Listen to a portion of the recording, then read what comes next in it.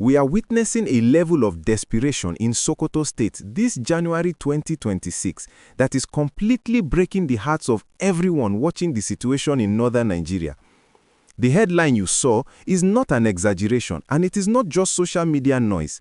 It is the terrifying reality for thousands of families in the Isa and Sabon Birni local government areas right now. The notorious bandit kingpin, Bello Turji, who many prayed had been silenced by the heavy airstrikes we saw in December 2025, has re-emerged with a vengeance that is sending entire communities packing. We are talking about a situation where Nigerian citizens, fathers, mothers, and little children are looking at their own country, looking at their ancestral homes, and deciding that running into the unknown dangers of the Niger Republic is safer than spending one more night under the shadow of Turji's guns. This is a story of survivor, of betrayal, and of a security crisis that refuses to end. To understand why this is happening, we have to look at the events of the last few days in Tidibale ward. Just this week, Bello Turji reportedly sent a chilling message to the people of this community. It wasn't a negotiation, it wasn't a request for tax, it was a straight-up ultimatum: leave now or face the consequences.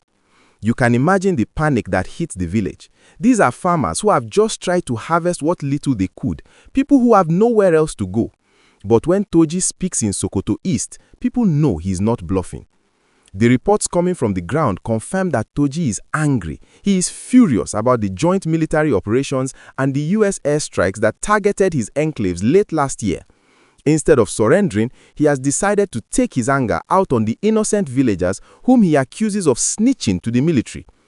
The scenes on the roads leading out of LGA are apocalyptic. We are seeing thousands of people trekking through the bush, carrying mattresses on their heads, strapping babies to their backs, and dragging livestock along dusty paths. But here is the part that should worry every Nigerian. They are not running to the state capital, Sokoto. They are not running to Abuja. They are heading north, crossing the border into the Niger Republic. Think about that for a second. The Niger Republic is facing its own massive economic and security challenges.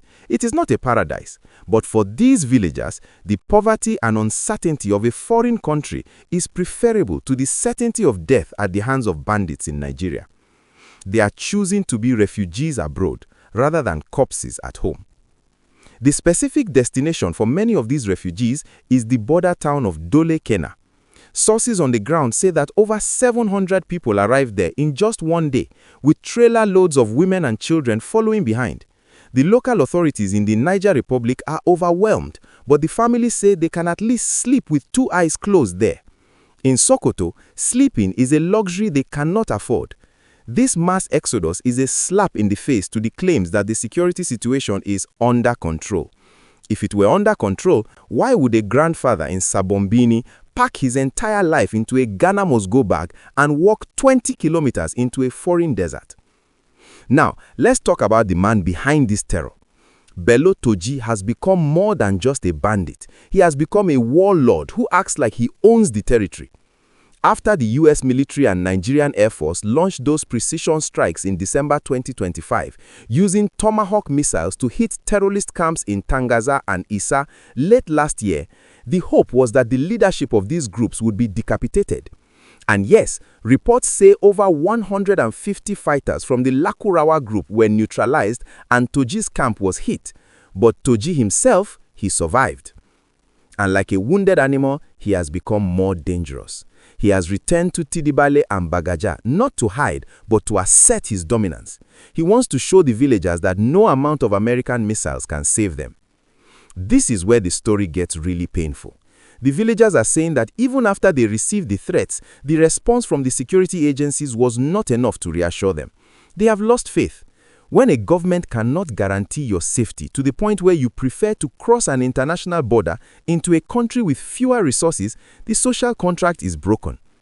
The villagers of Kiara, a remote border community, learned this the hard way on Thursday when bandits stormed their village at 4 a.m.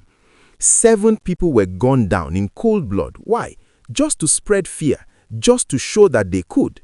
These are the attacks that don't always make the front pages of the national dailies, but they are the reason the roads to Niger are full of refugees today. If you are watching this and you feel the pain of these families who are being forced to be refugees in 2026, please do me a favor and hit that like button right now. It helps us spread this awareness so that the world knows what is happening in Sokoto. We need to make sure this story isn't buried. And if you want to keep getting the real gist of what is happening in the Northwest, please subscribe to the channel and turn on the notification bell. We are tracking Turji's movement and the military's response every single day, and we don't want you to miss any updates. The situation is even more complex because of the Lakurawa factor. This is a new armed group that we started hearing about late last year, and they've been operating in the Tangaza and Gudu areas. They are distinct from Turji's bandits. They are more ideological, often preaching to locals and imposing their own twisted version of laws. The US military and Nigerian Air Force launched those precision strikes in December, specifically targeting them, and they took a heavy hit. But the vacuum left by the chaos has allowed Turji to expand his influence again. He is now moving freely between Isa and Shinkafi, trying to consolidate power while the military is distracted by the Lakurawa threat. It's a double tragedy for the people of Sokoto. If the Lakurawa don't get you, Turji will. Let's look at the humanitarian disaster that is unfolding in the Niger Republic camps. We have reports from people like Mohammed Saleh, who fled to Dole Kena. He told reporters that while the journey was hazardous and they risked being arrested by border guards, it was still safer to go than to stay. Imagine the psychological state you have to be in to say that. These refugees are living in classrooms, under trees, and in makeshift tents. There is no food, no medicine, and the cold Harmattan wind is blowing fiercely. Yet they are not coming back. They are waiting for the Nigerian government to prove that it can actually hold ground against Turji. The Sokoto State government and the federal government have been trying to deploy more troops. We have heard that the military has now taken over Tidibale after the residents fled. But this is what frustrates the locals, the medicine after death approach. Why wait until the village is empty to secure it? The bandits have already looted the food stores. They have already rustled the cattle. When the soldiers arrive in an empty village, who are they protecting? The ghosts? This reactive strategy is what gives Turji the confidence to issue these ultimatums. He knows that he can displace a whole community before the first army truck arrives. And we must also discuss the silence of the international community on this specific displacement. While the world focuses on other wars, the silent war in Sokoto is displacing more people than many high-profile conflicts. The sheer number of people crossing into Niger, over 10,000 from the Tidibale axis alone, is a refugee crisis by any standard. These are farmers who should be preparing their lands for the next planting season. Instead, they are begging for food in a foreign land. This guarantees a food security crisis for Nigeria later in 2026. If the food basket of the north is empty because the farmers are in Niger, what will Nigerians eat in Lagos and Abuja? The bandits are also changing their tactics. They are no longer just kidnapping for ransom. They are engaging in territorial cleansing. By forcing everyone out of Tidibale, Turji is essentially creating a buffer zone for himself, a territory where no one can report his movements to the military. It's a strategic move. He wants a kingdom where he is the only authority, and he is achieving it village by village. The local vigilantes are overwhelmed. Their Dane guns are no match for the sophisticated weapons Turji's men are parading. We also have to talk about the resilience of the people. Despite this horror, they are still calling on the president to act. They haven't given up on Nigeria, even if they feel Nigeria has given up on them. The community leaders in Isa are begging for a permanent military base, not just a patrol. They want the soldiers to live with them, to farm with them, to be there when the sun goes down. Until that happens, the Niger Republic option will continue to be the preferred choice for thousands. As we wrap up this report, the question remains, how long can Bello Turji hold a whole state to ransom? He was declared a dead man walking by the military years ago, yet here he is in 2026, issuing press releases and ultimatums. It's a slap in the face of our national sovereignty.